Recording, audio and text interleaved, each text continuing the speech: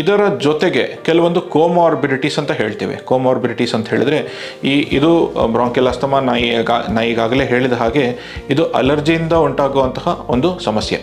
ಇದೇ ಅಲರ್ಜಿಯಿಂದ ಕೆಲವೊಂದು ಬೇರೆ ಗುಣಲಕ್ಷಣಗಳು ಕೂಡ ಇರುತ್ತೆ.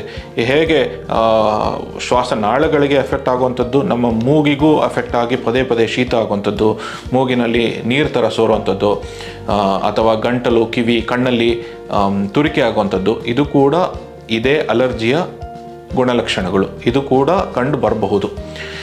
ಇನ್ನು ಕೆಲವರಲ್ಲಿ ಚರ್ಮದಲ್ಲಿ ತುರಿಕೆ ಆಗುವಂಥದ್ದು, ಇಚ್ಚಿಂಗ್ ಆಗುವಂಥದ್ದು, ಅದು ಕೂಡ ಕಂಡು ಬರಬಹುದು.